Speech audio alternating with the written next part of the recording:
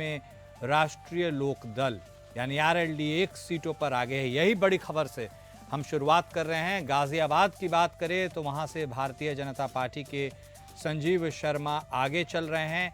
खैर से भी भारतीय जनता पार्टी के ही सुरेंद्र दिलेर आगे हैं। फूलपुर से बीजेपी के दीपक पटेल आगे हैं। कुंदरकी से भारतीय जनता पार्टी के प्रत्याशी रामवीर सिंह आगे हैं। मीरापुर से आरएलडी के मिथिलेश पाल आगे हैं। करहल से समाजवादी पार्टी के तेज प्रताप सिंह यादव आगे हैं।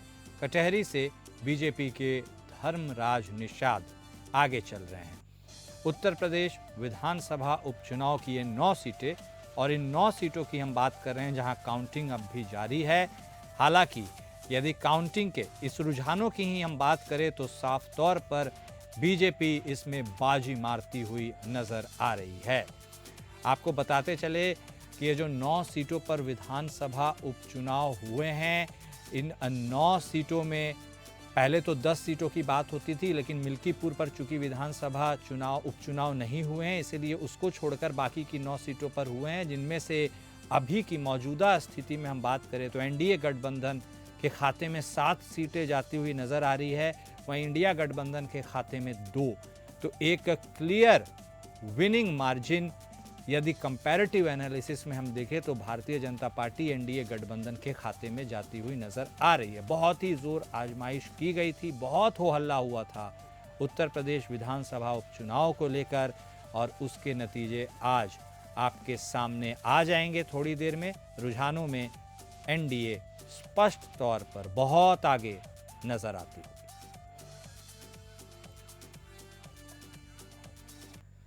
और इस बीच अगली बड़ी खबर आ रही है, जहां यूपी की 9 विधानसभा सीटों का हुआ जो उपचुनाव था उसके रिजल्ट आ गए हैं। उत्तर प्रदेश उपचुनाव में समाजवादी पार्टी को जीत मिली है, करहल सीट पर जीत मिली है। वहीं एक और सीट कानपुर की सीसामऊ पर नसीमा सोलंकी जीती है। कटहरी में लालजी वर्मा की पत्नी पिछड़ गई हैं। मुस्लिम बहुल कुंदरकी में भारतीय जनता पार्टी की जीत लगभग तय है। मझुआ की बात करें तो दोनों प्रत्याशियों के बीच वोटों का अंतर मात्र 1003 है, यानी लगभग 1000 वोटों का ही अंतर है। मझुआ में एक कड़ी टक्कर है। प्रयागराज में बसपा के बूथ एजेंट और बीजेपी प्रत्याशी आपस में भिड़ गए। सीएम योगी की अग्नि परीक्षा के तौर पर उत्तर प्रदेश के इन उपचुनाव को देखा जा रहा था, और संभवतः जैसे रिजल्ट सामने आ रहे हैं उसमें सीएम योगी इस अग्नि परीक्षा में पास होते हुए नजर आ रहे हैं। तो उत्तर प्रदेश उपचुनाव से जुड़े इन नतीजों के बारे में हम आपको लगातार बता रहे हैं, जहां पर कुल 9 विधानसभा सीटों पर होने वाले उपचुनाव में भारतीय जनता पार्टी 6 सीटों पर, राष्ट्रीय लोक दल 1 सीट पर यानी एनडीए गठबंधन 7 सीटों पर आगे, और समाजवादी पार्टी मात्र 2 सीटों पर ही आगे, जिसमें से एक सीट वह जीत भी गई है। सीसामऊ की यदि हम बात करें तो वहां से नसीम सोलंकी ने जीत का परचम लहरा दिया है। जबकि यदि बात करें कुंदर की, जियाउर रहमान की यह सीट थी, लेकिन वहां पर भारतीय जनता पार्टी एक मैसिव लीड लेकर आगे बढ़ती हुई नजर आ रही है। यह एक उलटफेर कुंदरकी में देखने को मिला। कटहरी की बात करें तो कटहरी में कभी भारतीय जनता पार्टी आगे, कभी समाजवादी पार्टी आगे, लेकिन अभी फिलहाल भारतीय जनता पार्टी कटहरी से भी आगे चल रही है। मझुआ में एक कड़ी टक्कर होती हुई नजर आ रही है। वोटों का मार्जिन मात्र 1000 है, यानी बाजी किसी की भी ओर पलट सकती है। आमतौर पर यदि उत्तर प्रदेश विधानसभा के इन उपचुनावों को देखा जाए तो मुख्यमंत्री योगी आदित्यनाथ के लिटमस टेस्ट के तौर पर भी इन उपचुनावों को देखा जा रहा था। उनकी क्रेडिबिलिटी के ऊपर भी सवाल थे। खुद मुख्यमंत्री योगी आदित्यनाथ काफ़ी सिंसियरली इन उपचुनाव को लेकर कैंपेनिंग करते हुए, आइडियाज़ बनाते हुए नज़र आ रहे थे। पूरी ताकत लगाई थी, खुद पल पल की मॉनिटरिंग ले रहे थे। हर ज़िलों के लिए लगभग 3-3 मंत्री, यानी हर विधानसभा उपचुनाव वाली जो सीटें हैं उसके लिए 3-3 मंत्रियों को अलॉट किया गया था। बीजेपी ने अपनी पूरी ताकत लगाई थी, और फलस्वरूप जो नतीजा संभवतः सबके सामने आ ही रहा है, उसमें बीजेपी इस परीक्षा में पास होती हुई नज़र आ रही है। और उत्तर प्रदेश विधानसभा उपचुनाव की इस राह पर निकले दोनों एनडीए गठबंधन और इंडिया गठबंधन में बाजी जिस ओर निकलती हुई नजर आ रही है वो बेशक एनडीए गठबंधन है। और इसी पर और बातचीत करेंगे। हमारे साथ एपीएन के मैनेजिंग एडिटर विनय राय जी हमारे साथ जुड़ चुके हैं, तो वहीं विशेष संवाददाता के तौर पर आनंद सिंह भी हमारे साथ जुड़ चुके हैं। विनय जी, सबसे पहले आप ही के पास आते हुए हम बात कर रहे थे पहले 6-3 के आंकड़े की, लेकिन अब वह आंकड़ा 7-2 पर आता हुआ सिमट गया है, नजर आ रहा है। ऐसे में एक और सीट समाजवादी पार्टी के खाते से स्लिप होती हुई नजर आई और इसका फायदा बेशक भारतीय जनता पार्टी को। तो क्या मुख्यमंत्री योगी आदित्यनाथ की जो नाक की लड़ाई थी बनाम अखिलेश यादव की साख की लड़ाई, उसमें एडवांटेज योगी आप देख रहे हैं विनय जी? देखिए, सबसे बड़ी बात है कि उपचुनाव में साख और नाक की बात नहीं होती। यहाँ पर मोटे तौर पर अगर देखें कि जैसे आपने कहा मजमा की जो स्थिति है 1000 वोट का भी अंदर चल रहा है, कोई एक थम्पिंग मेजोरिटी की स्थिति नहीं है। हाँ, कुर्की का जो परिणाम है अपने आप में प्रत्याशित है कि जिस तरह से मुस्लिम बेल्ट होने के बावजूद और साफ तौर पे कहा जाता है कि जो अल्पसंख्यक मतदाता है वो इंडिया गठबंधन के पास है, लेकिन उसके बावजूद अच्छा परफॉर्मेंस रहा है। लेकिन खास तौर से मैं मजमा की अगर बात करूं तो वहां की स्थिति अभी भी, क्योंकि प्रधानमंत्री का संसदीय क्षेत्र बगल में बनारस, उससे लगा हुआ इलाका है मिर्जापुर का ही, बिल्कुल। और उस हिसाब से भी अगर इसका मूल्यांकन है, क्योंकि अनुप्रिया पटेल जो कि अपना दल की नेता है वो भी उस इलाके में मजबूत पकड़ रखती हैं, उसके बावजूद सीटों का जो बढ़त है वो कुछ ज्यादा नहीं, कभी आगे पीछे का जो अंतर आप देख रहे हैं, और ठीक वही हाल आप कटहरी का देख रहे हैं। पिछली बार भी कोई बहुत बड़ी मार्जिन से लालजी वर्मा नहीं जीते, लेकिन इस बार भी अगर क्लोज फाइट है वो भी उपचुनाव में, ये अच्छे संकेत में नहीं मानता हूँ। वैसे तो आमतौर पे माना जा रहा था, जो भी सत्ता के समीकरण को समझते हैं, कि केवल एक सीट सपा के लिए सेफ है जो करहल की सीट थी। हाँ। और बाकी जो हम लोग मूल्यांकन करते हैं कि भाई अल्पसंख्यक मतदाता जहाँ है, जो वोट का समीकरण हिसाब से, उस हिसाब से कुनरकी को लोग कहते थे कि अल्पसंख्यक ज्यादा है, वहाँ बेहतर होगा, सीतामऊ का होगा। लेकिन सीतामऊ का परिणाम सपा के फेवर में अभी दिख रहा है। लेकिन मैं इतना ही कहूंगा, एक वोट से जीते या 1 लाख से जीते, जीत होती है, और आज की तारीख में 9 में से 7 सीटें भाजपा के पाले में जा रही हैं। लेकिन मैं फिर कहूंगा कि 2 साल बाद आम चुनाव की नौबत आएगी जब उत्तर प्रदेश में फुल फ्लेज चुनाव हो। इसलिए सिर्फ आई ओपनर के तौर पे पूरे सीटों के समीकरण को समझने की जरूरत है। ठीक, केवल इस बात का गुमान न रह जाए कि हम 9 में से 7 जीत गए, 7 हो गए, इससे कहीं न कहीं आप आंख बंद कर लेंगे सच्चाई से। ओके, चुनाव के परिणाम का मुख्य चुनाव से तुलना नहीं कर सकते। ठीक है, नहीं कर सकते। होगा सबसे अच्छी चीज भारतीय जनता पार्टी इस बार जरूर की है, कि अपने जो वर्कर थे जो पिछली बार उस तरह से अग्रेसिव कैंपेन में नहीं आए थे, मोबिलाइज नहीं हो पा रहे थे, इस बार उन्होंने अपने वर्कर को मोबिलाइज किया है, और खासतौर पर संघ भी सक्रिय भूमिका में सामने आया है, तो जिसका एक परिणाम देखने को मिल रहा है। यहाँ से लेकर पूरे देश में जहाँ भी चुनाव हुए वहाँ पर संघ की भूमिका भी इस बार अग्रणी है। ठीक है, आनंद सिंह भी लगातार पल पल की अपडेट्स हमें दे रहे थे, इस पूरे चुनाव, इस पूरे कवरेज को वो मॉनिटर कर रहे थे। आनंद सिंह, आपके हिसाब से आपको क्या कुछ इस चुनाव में नज़र आता है? क्या आप इसे एक उलटफेर के तौर पर देखते हैं क्योंकि 2 सीटें समाजवादी पार्टी की स्लिप होती हुई नज़र आ रही है, या फिर हमें इसे ज़्यादा सीरियसली लेने की ज़रूरत नहीं है क्योंकि अभी 2027 में काफ़ी वक्त है? ऐसे में जो लोकसभा के हिसाब से हम समीकरण बना रहे थे उसमें आप इस चीज़ को कैसे आंकते हैं आनंद सिंह? अभी कहा कि एक आई ओपनर के तौर पर यह चुनाव होना चाहिए दोनों ही दलों के लिए। समाजवादी पार्टी जो पिछड़ रही है और भारतीय जनता पार्टी जिसकी लीड जो बढ़त का अंतर है वो बहुत अधिक नहीं है, जैसा कि मजवा किसी भी बिल्कुल कांटे का मुकाबला है। ये तमाम अन्य सीटें, हालांकि लोकसभा चुनाव से अगर तुलना करें, लोकसभा चुनाव में जैसा बीजेपी का प्रदर्शन रहा तो कहीं ना कहीं एक बूस्टर के तौर पर यह भारतीय जनता पार्टी के लिए कुणाल जरूर काम करेगा। तो सबसे सरप्राइजिंग फैक्टर इस चुनाव में रहा है वो कुंडरकी की सीट रही है। कुंडरकी की सीट यानी एक तरफा, जहाँ पर 60% से अधिक मुस्लिम वोटर्स हैं, पर एक तरफा भारतीय जनता पार्टी की बढ़त करीब 1 लाख की बढ़त जो वहाँ के रामवीर सिंह ठाकुर है जो प्रत्याशी भारतीय जनता पार्टी को उनको मिला है। ये एक रिसर्च का विषय है कि आखिर ऐसे क्या समीकरण रहे कि एक समाजवादी पार्टी की अगर आप बात करें तो अब समाजवादी पार्टी का प्रत्याशी वहाँ वोट के लिए तरस रहा है, जहाँ ये कहा जाता था कि सबसे मजबूत गढ़ समाजवादी पार्टी का है, जहाँ पे उसका कंट्रोल रहा था। तो ये एक रिसर्च का विषय है। कुंडरकी की एक सीट, जो 9 सीटों का उपचुनाव है कुणाल, इनमें कुंडरकी की सीट है जो रिसर्च का विषय है कि आखिर ऐसा क्या समीकरण रहे कि भारतीय जनता पार्टी को थम्बिंग विक्ट्री वहाँ पर हासिल हो रही, 1 लाख के अंतर से करीब प्रत्याशी वहाँ पर आगे है। बाकी अगर अन्य सीटों की आप बात करें तो कटहरी में एक लंबे समय तक भारतीय जनता पार्टी के प्रत्याशी धनराज निषाद वहाँ पर पीछे चलते रहे, हालांकि 11वें फिर उसके बाद उन्होंने लीड बढ़ाई है और वो लीड धीरे धीरे बढ़ रही है। तो आप ये कह सकते हैं कि लोकसभा चुनाव का जो नतीजा था उसको अगर जोड़कर देखें तो बीजेपी राहत की सांस ले सकती है, हालांकि एक आई ओपनर के तौर पर 2027 में जरूर काम आए। ठीक है, आप दोनों हमारे साथ बने रहिए और इसी बीच हमारे साथ राजीव मिश्रा भी जुड़ चुके हैं, संवाददाता गाजियाबाद से, उनका भी रुख कर लेते हैं। राजीव, गाजियाबाद में तो कोई उलटफेर नहीं हुआ, या हम यूं कह सकते हैं कि ये तो होना ही था। बिल्कुल safe seat Bharatiya Janata party के लिए और डिसाइसिव मार्जिन से वह आगे भी होते हुए भारतीय जनता पार्टी के खाते में जाते हुए। ऐसे में आप मौजूदा स्थिति को कैसे देख रहे हैं और वहाँ पर जिस तरह के समीकरण बनते हुए नज़र आ रहे थे, एक तरह से जब इंडिया गठबंधन की बात करें तो समाजवादी पार्टी कांग्रेस चाहती थी, कांग्रेस को देने को राज़ी थी, लेकिन कांग्रेस वहाँ से लड़ना नहीं चाहती थी और उसके बाद खैर पुरानी बातें हो गई, समाजवादी पार्टी सभी 9 सीटों पर कंटेस्ट की। और ऐसे में गाजियाबाद की ये जो डिसाइसिव मार्जिन है, इसको आप कैसे देख रहे हैं राजीव? देखिए कुणाल, बिल्कुल सही कहा आपने, क्योंकि गाजियाबाद की सीट जो है बिल्कुल सेफ सीट मानी जाती है, खासकर बीजेपी प्रत्याशियों के लिए बिल्कुल सेफ सीट मानी जाती है। और इसी का नमूना ये रहा था कि योगी आदित्यनाथ और अखिलेश यादव दोनों ने पश्चिम की सीटों के लिए गाजियाबाद से आगाज किया था। और इसी कड़ी में चूंकि गाजियाबाद की जो सीट है वो भारतीय जनता पार्टी के लिए बेहद सेफ सीट मानी जाती है। और दूसरी बात ये है कि जिस तरह से अखिलेश यादव ने भी यहाँ सबसे पहले ये गाजियाबाद से अपना ऐलान किया था, इसलिए कि कोई पश्चिम में उनका पूरा संदेश जा सके, तो वो नंबर 2 पे रहे।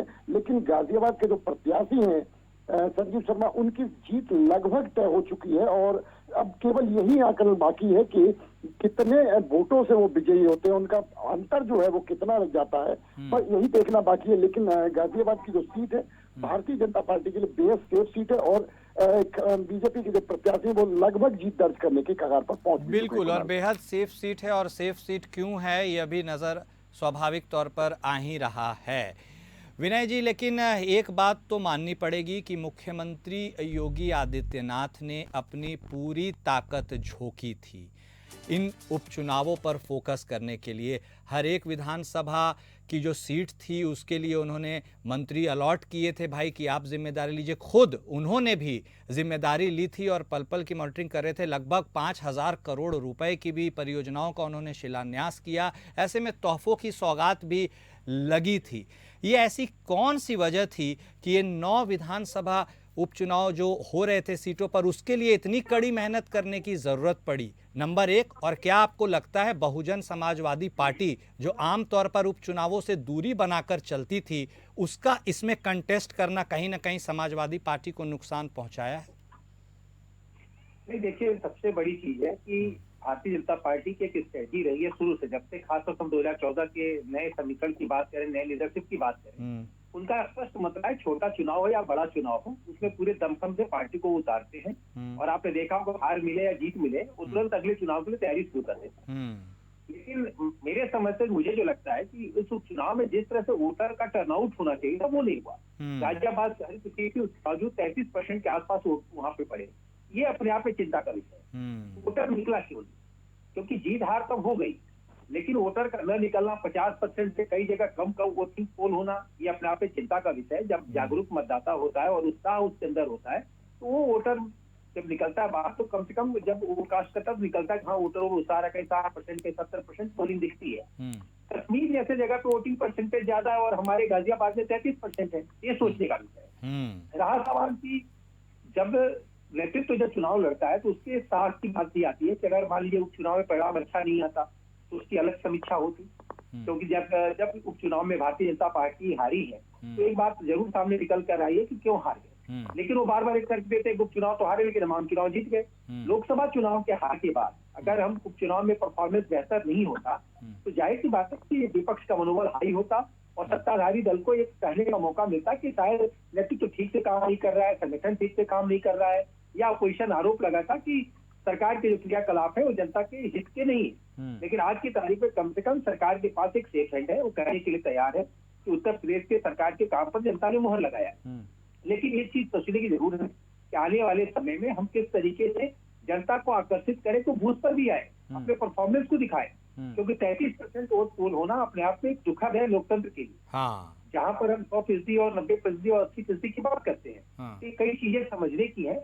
लेकिन हम इतना जरूर कहेंगे कि अब आने वाले समय में अब इसकी समीक्षा अलग दृष्टिकोण से होगी, लेकिन ये तय है कि अब जो पार्टी बैठेगी उसमें संगठन की भागीदारी बेहतर होगी, क्योंकि ये जो चुनाव परिणाम आया है इसमें आमतौर पर सुनने को मिला 9 सीटों पर। हाँ। यहाँ पर जो भी संघ से रिलेटेड संस्थाएं थी या जो बीजेपी के अलग अलग विंग थे, सबने सक्रिय ढंग से अपनी भूमिका का निर्वहन किया है, क्योंकि उनको भी लग रहा था लोकसभा चुनाव के हार के बाद कि कहीं न कहीं पार्टी का मॉडल डाउन हुआ है और ये मैसेज गलत गया है या भारतीय जनता पार्टी अपने उत्कर्ष से नीचे आ रही है। तो अब ये एकजुटता का परिणाम है भारतीय जनता पार्टी के अंदर, और विपक्ष जिसको किस तरह से लेता है। लेकिन अभी मैं कहूंगा कि जहां जहां क्लोज फाइट है उसका बूथ वाइज मूल्यांकन होगा, वो सपा भी करेगी, बीजेपी भी करेगी। लेकिन एक कमी यहाँ मैं विपक्ष की जरूर देखता हूँ, खासतौर से कांग्रेस सपा गठबंधन की। जैसे मझवा में 1000 का सीट का गैप है, लेकिन प्रदेश अध्यक्ष जो नरेंद्र मोदी जी जो प्रधानमंत्री, उनके खिलाफ चुनाव लड़े थे अजय राय, उनका चुनाव इस्तेमाल नहीं किया कांग्रेस सपा ने। अगर उनका वो इस्तेमाल करती बगल की सीट तो एक असर पड़ता है। जब एक स्टार प्रचारक आपके यहाँ जाता है तो न तो आपने कांग्रेस के लीडरशिप का इस्तेमाल फूलपुर में किया, न आपने मझवा में किया, न कचहरी में किया, कहीं नहीं किया। सिर्फ सपा अपने इंडिपेंडेंट अपने दमखम पर चुनाव लड़ते हैं। वही अगर हम देखें खासतौर से एनडीए गठबंधन को, तो भाजपा ने तो पूरी ताकत लगाई अपने संगठन के साथ साथ, लेकिन सहयोगी दलों की भूमिका भी तय की कि चाहे वो राजभर की पार्टी हो, चाहे वो निषाद की पार्टी हो, चाहे लोक दल के लोग हो, वो भी कम से कम ग्राउंड पर दिखे कि एकजुटता है, वो साथ में काम कर रहे हैं। ये चीज सीखने की है इस समय। ये बिल्कुल अच्छी पॉइंट बताया। और वो बीएसपी वाली बात, क्या बीएसपी ने खेल बिगाड़ा है? क्योंकि आमतौर पर वो चुनावों में इंटरेस्टेड रहती नहीं थी। नहीं, बीएसपी कभी वो चुनाव नहीं लड़ती थी, उसके लिए वजूद का संकट था। अगर वो चुनाव नहीं लड़ती तो उसके वोटर अगर कहीं से बार बार किसी भी पार्टी का अगर मतदाता कहीं शिफ्ट हो जाता है तो उसको लौटाना मुश्किल होता है। ओके। तो बसपा की एक स्ट्रेटजी थी इस बार कि कम से कम अपने वोटर को अपने पास हम रोकें कि जब आम चुनाव हो, जब हम फुल प्लेज चुनाव 27 में हो, कम से कम हम बता सके कि हम लड़ते हैं। मालूम चले हम चुनाव लड़े नहीं तो हमारा मूल्यांकन ही नहीं हो पाएगा कि हम कितना वोट पाए, कितना वोट नहीं पाए, किस तरीके से हम किस कैंडिडेट को उतार सकते हैं। तो मायावती ने अपने पार्टी को उतार करके अपना भले किसी का समीकरण बनाया, किसी का समीकरण बिगाड़ा, लेकिन बसपा के हित का ये फैसला था चुनाव लड़ना कि कम से कम उनका सिंबल क्षेत्र में दिखा, उनके सिंबल पर लोगों ने मतदान किया, कम किया या ज्यादा किया उसकी समीक्षा बाद में करेंगे, लेकिन चुनाव लड़ना उसके पार्टी के हित का फैसला। ओके आनंद, राजनीतिक गलियारों में यह चर्चा का खूब विषय उठा था लोकसभा चुनाव के परिणाम के बाद, खासकर उत्तर प्रदेश के परिणाम के बाद, कि कहीं ना कहीं भारतीय जनता पार्टी वहां चूक गई और एक बड़ा धड़ा मुख्यमंत्री योगी आदित्यनाथ के खिलाफत में भी था, भले दबे कुचले जुबान में। हमने ये कई बार उत्तर प्रदेश में देखा है कि उनकी मीटिंग में उनके डिप्टी सीएम नहीं पहुंच रहे थे, वो अलग राह पर चल रहे थे, ये अलग राह पर चल रहे थे। तो क्या आपको लगता है एक प्रेशर था योगी जी के ऊपर अपने पोटेंशियल को प्रूव करने का और वो उन्होंने बखूबी किया है? बिल्कुल कुणाल, देखिए लोकसभा चुनाव के बाद जो नतीजे आए थे उसको लेकर न सिर्फ सरकार की कार्यशैली पर सवाल उठे बल्कि संगठन को लेकर भी तमाम प्रश्न चिन्ह खड़े हुए। और सरकार से लेकर संगठन तक में कई बार खबरें भी उठी कि फेरबदल की संभावना है, फेरबदल हो सकता है। उस परिप्रेक्ष्य में देखें तो ये जो उपचुनाव हुआ 9 सीटों पर चुनाव हुआ तो एक बड़ी संख्या है 9 सीटों की, और जो नतीजे अभी तक बीजेपी के फेवर में है 7-2 से 6-3 हो सकता है या 7-2 हो सकता है, वो कहीं न कहीं बूस्टर के तौर पर जरूर काम करेगा मुख्यमंत्री योगी आदित्यनाथ के लिए भी, उनकी सरकार के लिए भी और बीजेपी संगठन के लिए भी। और इन सबसे भी अधिक कहीं जो बीजेपी के कार्यकर्ता जो हतोत्साहित थे लोकसभा चुनाव के परिणामों से, उनके लिए ये उत्साह का संचार करने का काम करेगा ताकि आने वाले जो समय के चुनाव होंगे या लोकसभा का चुनाव होगा उसमें पार्टी अच्छा प्रदर्शन कर सके। साथ ही साथ ये अगर एक चुनाव को आप देखें कुणाल, तो ये पूरा जो चुनाव रहा है ये उपचुनाव, मुख्यमंत्री योगी आदित्यनाथ ने करीब 15 सभाएं उत्तर प्रदेश में 9 सीटों पर की है। अखिलेश यादव की बात करें तो 14 जनसभाएं उन्होंने संबोधित की है, यानी सभी पार्टियों ने पूरा दमखम लगाया। जैसा विनय जी ने कहा, बिल्कुल सही बात कही उन्होंने कि भारतीय जनता पार्टी ने जहां अपने सहयोगी दलों का पूरा इस्तेमाल किया, पूर्वी यूपी की जो सीटें थी, चाहे मझवा रहा हो, चाहे फूलपुर रहा हो या कटेरी की सीट रही हो, संजय निषाद रहे हो, प्रकाश राजभर रहे हो, तमाम लोगों को तमाम संसाधन भारतीय जनता पार्टी ने वहां झोंक दिए, जिसका परिणाम आज दिखाई दे रहा है। जबकि समाजवादी पार्टी की बात करें तो गठबंधन का नाम दिया गया, इंडी गठबंधन के नाम पर विपक्ष ने एक साथ चुनाव जरूर लड़ा, लेकिन इस पूरे चुनाव में सिर्फ समाजवादी पार्टी के ही कैंडिडेट थे और प्रचार के लिए सिर्फ समाजवादी पार्टी के ही कार्यकर्ता और नेता नजर आए। तो कहीं ना कहीं एक चूक जरूर समाजवादी पार्टी से रही है और ये दिखाने में वो असफल रहे हैं कि पार्टी जो इंडी गठबंधन है, जो विपक्ष से गठबंधन है, वो पूरी तरह से एकजुट है। इसका भी कहीं ना कहीं चुनाव पर असर जरूर होता है, कार्यकर्ता जो होते हैं उनके मनोबल पर असर जरूर पड़ता है और वो नतीजों में भी स्पष्ट दिखाई दे रहा है। ठीक है विनय जी, आप भी इस बात से क्या इत्तेफाक रखते हैं कि यदि इंडिया गठबंधन के तहत समाजवादी पार्टी बेहतर तरीके से कांग्रेस को टैकल करती तो शायद कांग्रेस के कार्यकर्ताओं का मनोबल हाई होता और उसका जो रिजल्ट है, जहां आपने बखूबी उल्लेख किया क्लोज फाइट से, वहां पर शायद एक एज मिलता हुआ नजर आता। क्या भले संगठन में दोनों साथ तो काम किए गठबंधन के फॉर्मूले के तहत, लेकिन खुले मन से शायद नहीं किए कांग्रेस ने, आपको ऐसा लगता है? देखिए, तो स्पष्ट दिखाई दे रहा था कि जब 9 की 9 सीटों पर सपा ने लड़ने का ऐलान किया तो उनके पार्टी के तमाम लोगों ने कहा कि अखिलेश जी के जो संपर्क है वो दिल्ली से हैं। तो आपने स्टेट लीडरशिप जो कांग्रेस की, तो उसको इग्नोर किया। और रहा सवाल कि आज की तारीख में कास्ट एक अहम फैक्टर है, कोई माने या न माने, चुनाव में जातिगत समीकरण बहुत काम करते हैं। और अगर खासतौर से मजबा की हम बात करें, लगभग 25 से 30 हजार भूमिहार बिरादरी की वहां मतदाता, और बगल किसी खासतौर से पहले अजय राय कोलत्ता चुनाव लड़ते थे, बनारस में जब प्रधानमंत्री के खिलाफ लड़े और क्लोज कॉन्टेस्ट में रहे, तो उनका एक कद बढ़ा। तो कम से कम उनका इस्तेमाल आप फूलपुर में या खासतौर से मजवा में कर सकते थे, आप रिक्वेस्ट करते। लेकिन अब अजय राय आकर के वायनाड में प्रचार कर रहे हैं, लेकिन आप उनका मजवा में एक दिन का भी इस्तेमाल नहीं कर पा रहे हैं। ये कहीं की कमी तो नहीं। खासतौर से जैसे रेसी रमन सिंह जी है, पुराने सपाई है, लेकिन उनके बेटे उज्जवल रमन सिंह कांग्रेस से सांसद है, उनका भी आप इस्तेमाल कर सकते थे। पश्चिम की सीट है जहाँ त्यागी बिरादरी के लोग थे, लेकिन आपने जगह जगह पर उस चीज को लैग किया। खास तौर से समाजवादी पार्टी को समझने की जरूरत है, जब आप गठबंधन करते हैं तो ये जनता में भी मैसेज जाना चाहिए कि गठबंधन केवल नाम का नहीं है, सब एक साथ लड़ रहे हैं। तो जब तक ये मैसेज स्पष्ट नहीं होगा, उनके लोग क्यों अपील जाएंगे? उनके पास तो कहने का आज बहाना होगा। अगर कांग्रेस को इस्तेमाल करते तो आज परिणाम कुछ और होते। अगर सपा बेहतर कर जाती, हो सकता है कांग्रेस ये कहती कि हमने सारी सीटें छोड़ दी थी इसलिए सपा बेहतर कर गई। तो कभी भी आप जब चुनावी मैदान में होते हैं तो सभी संभावनाओं पर विचार करना चाहिए, और शायद इसमें थोड़ी सी मैं मानता हूँ कि समाजवादी पार्टी के स्तर से चूक हुई। बहुत शुक्रिया विनय जी, बहुत शुक्रिया आनंद, हमारे साथ जुड़ने के लिए और हमारे दर्शकों को इन तमाम बारीक पहलुओं से अवगत कराने के लिए। राजीव मिश्रा भी हमारे साथ लगातार जुड़े हुए हैं गाजियाबाद से, उनका भी रुख कर लेते हैं।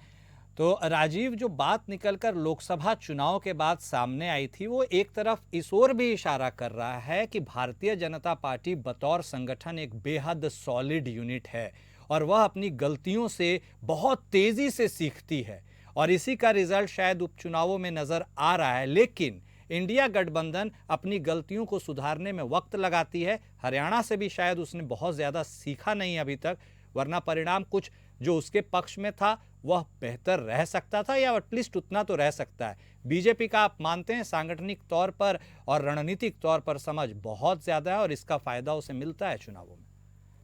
जी बिल्कुल कुणाल, आपने बिल्कुल सही कहा कि चूंकि बीजेपी के जो कार्यकर्ता है, बीजेपी का एक जो संगठन है जो चुनाव को मॉनिटरिंग करता है, जो चुनाव लड़ाता है, वो इन चीजों को विशेष तौर पर जो छोटे छोटे बिंदु होते हैं उन पर भी ध्यान देता है।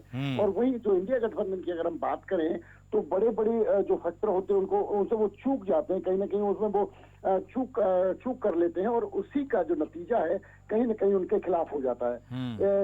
क्योंकि अगर हम ये माने कि बीजेपी का एक धड़ा केवल चुनाव की रणनीति ही बनाने में रहता है तो ये कहीं ना कहीं गलत नहीं होगा, क्योंकि बीजेपी के जो लोग हैं, बीजेपी का जो संगठन है, उसका जो चुनाव लड़ाने का नतीजा है, जो वोट को डाइवर्ट करने का एक नजरिया है, वो कहीं ना कहीं बहुत स्ट्रॉन्ग है, खासकर इंडिया गठबंधन से काफी स्ट्रॉन्ग नजर आता है।